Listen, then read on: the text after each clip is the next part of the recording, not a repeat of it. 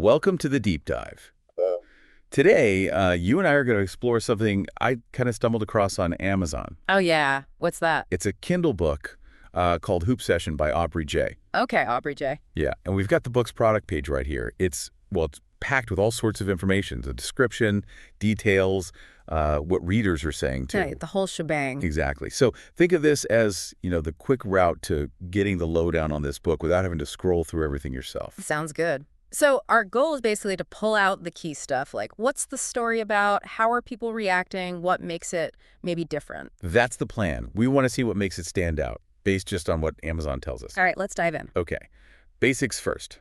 The book is Hoop Session by Aubry J. Got it. You can get it as a Kindle edition.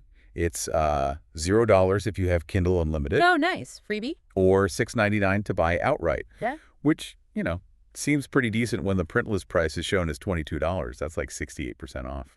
Yeah, that's a pretty standard approach for Kindle pricing versus print. But wait, you said list price? Yeah. And interestingly, there's also a hardcover version listed for, get this, $250. $250. Seriously. And then the paperback is $22, which matches that print list price. Wow, okay.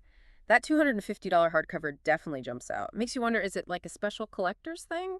Or maybe they really want you to buy the Kindle or paperback. Could be. It's a strange price point otherwise. Anyway, it came out March 31st, 2025. 309 pages, so a decent length. Okay. And it's in English. Yep, English. File size is small, 2.1 millbead. And it has those Kindle features, page flip, word-wise. Oh, word-wise is handy. Yeah. And enhanced typesetting. Right, enhanced typesetting. Supposedly makes it read better, smoother fonts and all that. Especially on the actual Kindle devices, yeah. And the ASI, just for the record. Oh, right. It's BSOF38JKX9L, that unique Amazon ID thing. Cool. So what's the story actually about? What kind of genre are we talking? Well, Amazon puts it under literature and fiction. But then it gets more specific. It's listed under Kindle eBooks, Black and African American women's fiction, and also urban fiction and Black and African American romance fiction. Okay, so that gives us a much clearer picture. We're likely looking at a contemporary story, probably centered on Black women's experiences, urban setting, strong romance element. Exactly. It really helps set expectations, doesn't it? Definitely. You know who the author's probably writing for. And the plot summary they give, it really zeroes in on that. Let's hear it. It's about this unexpected romance between Givens Robbins. Okay. He's called the bad boy of the NBA. Classic trope. And Mercy DeCourte. She's the good girl of the WNBA. Yeah. 2 championship rings, spotless reputation, the works. Okay. Opposites attract, high-profile athletes. Got it. Right. And the synopsis really plays up the potential clash, Right. How this relationship could mess with Mercy's perfect image. Sure, the public scrutiny. Yeah, and it mentions rumors, haters popping up, and how Givens gets protective. The protective bad boy. But here's an interesting bit it emphasizes, that Mercy belongs to the influential DeCourte's family. Ooh, okay. So there's a family dynasty angle, maybe. Or just, powerful connections. Seems like it adds another layer, right? More pressure, maybe more drama.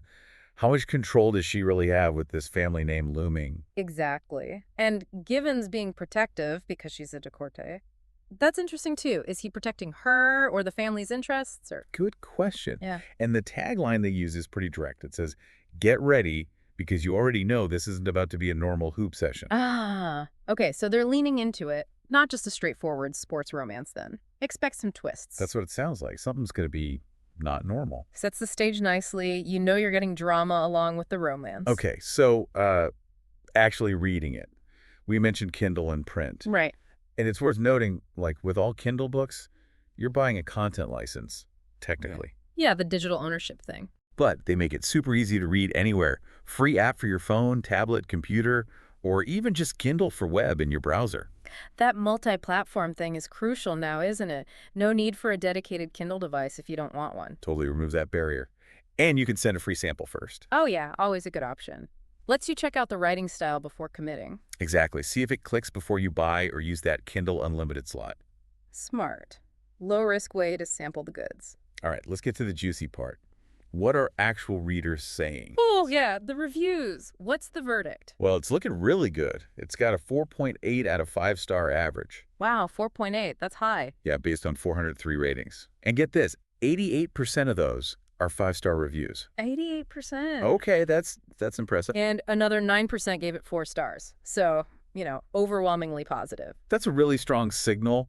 Suggests the book is definitely resonating with its readers, hitting the mark for most people who pick it up. And Amazon even does that AI summary thing now, pulling out key themes from the reviews. Oh, right. I've seen those. What does the AI say? The main themes are engaging readability, positive story quality, and humor. Okay. Readable, good story, funny. Sounds like a winning combo. Readers are saying things like absolutely amazing, held their attention from beginning to end. That engaging readability is key, isn't it? Means the writing just flows. And positive story quality is good, if a bit vague, but humor. People like funny. Well, yeah, they do. One review specifically mentioned the characters, the comedy, and thought process. Ah, so character-driven humor, maybe. Seems like it. Another said they laughed so much I had tears. Sounds like the comedy landed. That's great. Getting genuine laughs out of readers is tough. Shows some real skill in the writing and character work. Makes it memorable. And speaking of characters, well-developed characters is another highlight people mentioned. Good, good. You need that, especially in romance. Apparently, readers liked getting check-ins from the gang of characters from previous stories. Ah, so it is part of a series or connected world that explains the loyalty and maybe some inside jokes. Yeah, seems likely. And crucially, people seem to like both Mercy and Givens. Some said equally, which is important, right, for the romance to work. Absolutely. You need to root for both halves of the couple. If one falls flat, the whole thing kind of does. There was another theme. Amazon called it decor, which seems to be about the relationships and the family appeal. Decor, like decorations. No, I think it's D-E-C-O-R-T, yes, like the family name. Maybe a typo in the summary. Or shorthand. Ah, gotcha. The decorte family dynamics. Makes sense. Yeah. Someone said Mercy and Givens were so cute together. And another was really enthusiastic, like, I love the decortes and the numbers. The numbers, what does that mean? Like, lots of them. A big family. Could be. Or maybe something specific to how the family operates. It's intriguing. But clearly, that family element is a big draw. Adds that extra layer beyond just the couple. More potential for conflict and support, For sure. And we got some direct quotes, too. Someone called it a roller coaster. Okay, so expect ups and downs. Emotional ride. And loved the many cameos from other stories. Confirms that interconnected world again. Nice payoff for longtime readers. Another one praised the author's storytelling and the chemistry.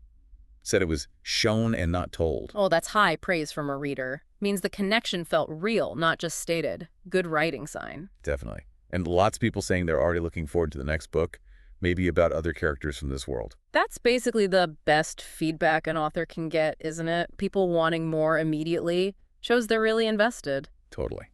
Okay, shifting just a bit to the tech specs again. Right. The Kindle version allows unlimited simultaneous device usage. Always handy if you share an account or switch devices. Yep. Standard but good. Also supports text-to-speech and screen reader tech.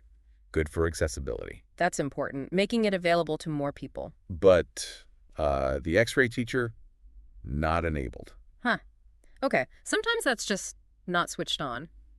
Maybe the author didn't set it up or felt it wasn't necessary if the character list isn't too huge. Could be. Just something to note. Fair enough. And finally, how's it actually doing on Amazon?